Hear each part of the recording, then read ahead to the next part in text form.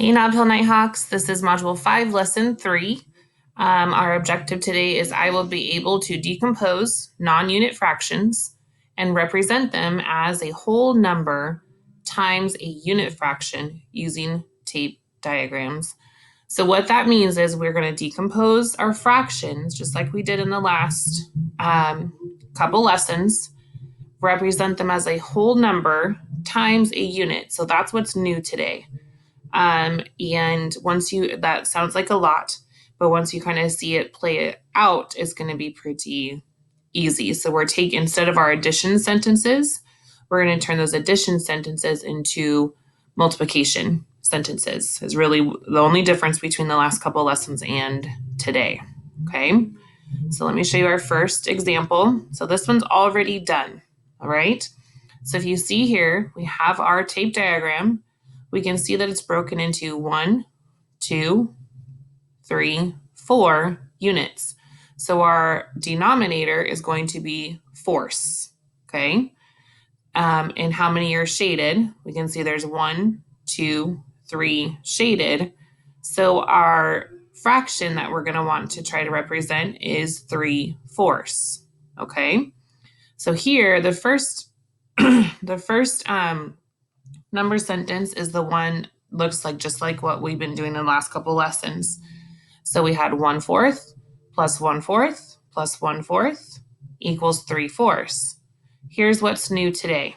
So we could rewrite that addition sentence and say, well, if I have 3/4, I could just take 3 times 1/4, and that's still going to get me 3/4. You see that? So instead of writing it as an addition sentence, however many fourths we had, we're going to multiply that. That's our whole number. That's where it comes in our objective. That's the whole number that we're going to be working with and multiplying by. And when we're working with a whole number and a fraction and we multiply them, we only multiply our whole number by our numerator, which is our number on the top. Notice our denominator in that multiplication sentence stays the same. Okay? So we take 3 times 1/4, we take 3 times 1, that gives us 3/4. All right? So let's do one together. All right. So first we need to figure out, well, what is our unit that we're working with? We have our 1 whole. Notice that bracket up across the top, and it's broken into 1, 2, 3, 4, 5. So we're working with fifths. So I'm going to bring this up so I can make my fraction. And I know that my denominator is going to be fifths. And how many do we have represented? That's whatever is shaded is represented.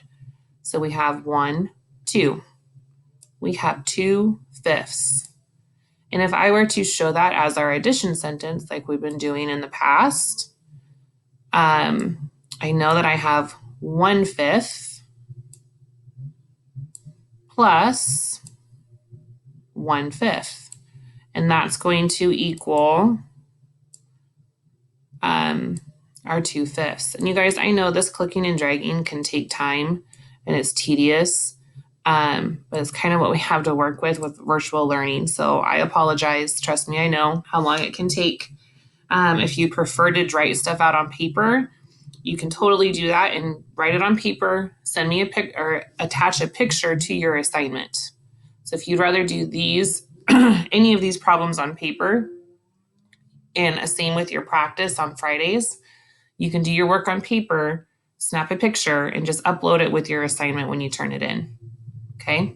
If you need to know how to do that, let me know and I can make a video. Okay, so now we are new today is that we want to show this as a multiplication equation. We're still going to have 2/5, okay? Because that is how many we have in our tape diagram. But now we're going to show this as a multiplication sentence. So we're going to take 2/5, excuse me, and we know that each of these are worth 1/5, right? And we have how many? We have 2. So our whole number is going to be 2. And we're going to multiply that by what each of our units are worth. And each of our units are worth 1/5.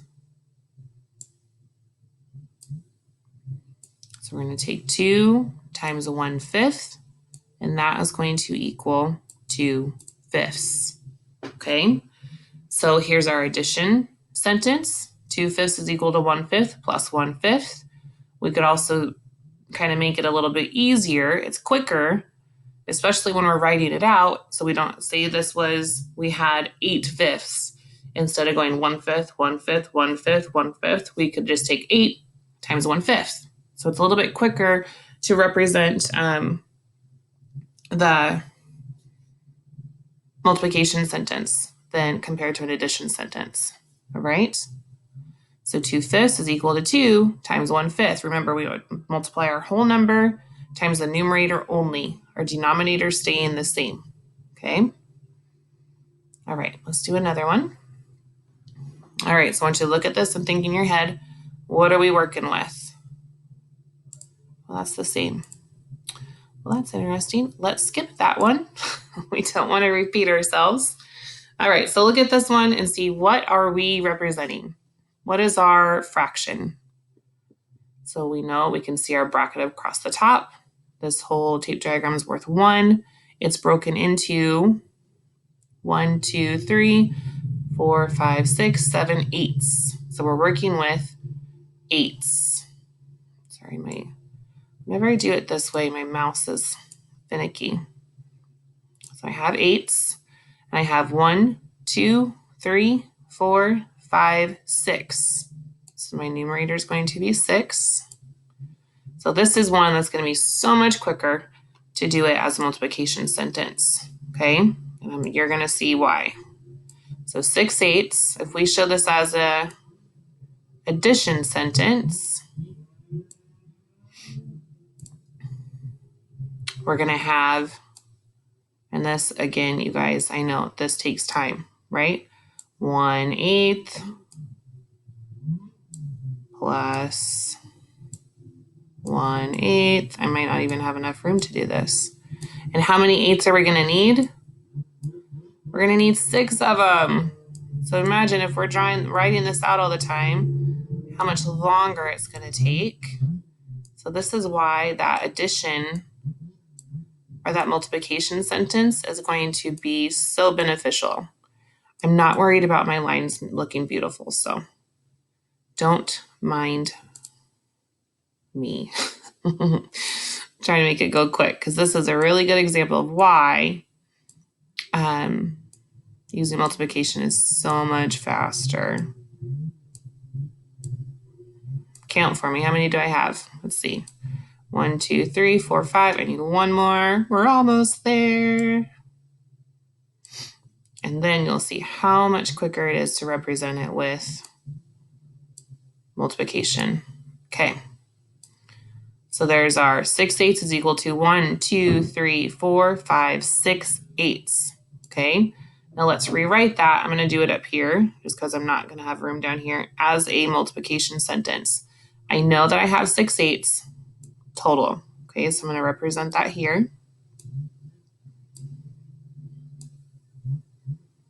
I know that I'm working with eighths, right? Each of my units is worth 1/8. So we're going to show that. And how many did we have? 1, 2, 3, 4, 5, 6. So our whole number that we're going to multiply is going to be 6 times 1/8. Look how much quicker that was. And it's not wrong. There's not one that's better than the other, but when we think efficiency and we understand basic multiplication, so if we take 6 times 1, that gives me 6. So 6 times 1/8 is going to give me 6/8. Instead of writing all that out, right? This is why we want to understand the multiplication. If I have 6 of these 1/8s, then I'm going to have 6/8, and I can show that in multiplication. All right, so we're going to do one more that is showing more than 1. Okay, so remember if I have a full 1, then I have more than one whole. Okay, so look at this for a second. Notice where our bracket lands. The bracket lands just over 3 of these. So that means that I have more than one. This little guy over here is going to be more than one. It's going to be the same fractional unit as whatever this one's broken into, okay? So if we look at this, we have our one whole is broken into 1, 2, 3. So we're working with thirds, but I have one extra. So I have 4 thirds. So it looks like this. I'm going to take my 4 thirds, okay, is equal to, and we could use our addition sentence. We've got 1/3 plus 1/3. I'm going to come back with my lines, my denominator. A little bit less clicking. So I'm going to show each of my 1/3 of that addition sentence. You could rewrite this as a mixed number, but that comes later.